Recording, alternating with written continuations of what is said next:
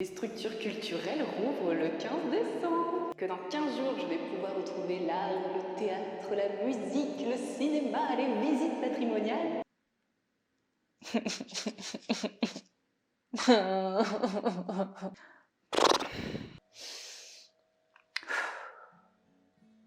Bonjour à tous. Je vais pas vous mentir, c'est clairement la grosse déprime. Cette vidéo aurait dû être consacrée à un coup de cœur culturel que je vous aurais fait découvrir, qui vous aurait donné envie de sortir, de retourner dans les structures culturelles, d'aller au cinéma, au théâtre, voir une exposition, aller voir des concerts.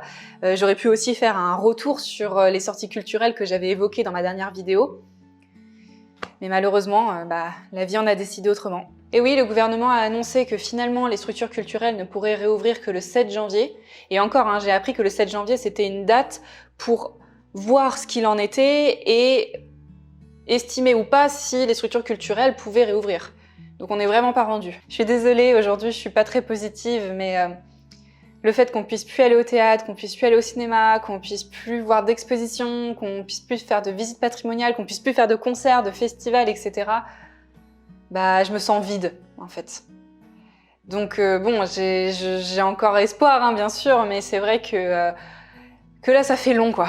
Et que j'ai hâte de réouvrir les portes d'un cinéma, d'un musée, d'un théâtre, d'une salle de concert. Mais je me suis décidée à faire cette vidéo aujourd'hui parce qu'il faut montrer que la culture n'est pas morte et qu'il faut surtout la soutenir dans ces moments-là. Donc j'ai cogité pour essayer de trouver un sujet sur lequel parler aujourd'hui parce que, faut avouer, les structures étant fermées, mon inspiration, elle est proche de zéro. Et c'est là que quelqu'un m'a chuchoté à l'oreille une très bonne idée. Maman, si tu passes par là, merci. Ainsi, pour ce nouveau clin d'œil, je vais vous présenter ma BD préférée. Aujourd'hui, j'aimerais vous présenter la BD Lou de Julien Neuel.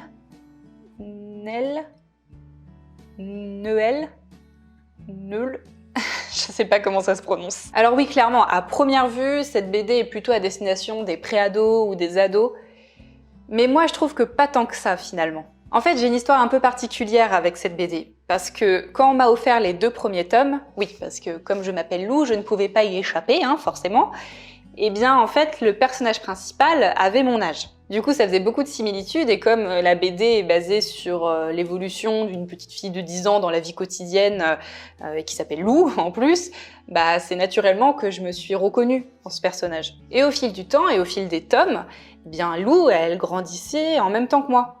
Donc avec les mêmes questionnements, les mêmes étapes de vie, les mêmes évolutions, les mêmes problématiques, etc. Et au final, on a grandi ensemble. Et j'ai fait le calcul, ça fait plus de 15 ans que je suis cette BD. Et j'ai acheté tous les tomes. D'ailleurs, on vient de m'offrir le dernier tome.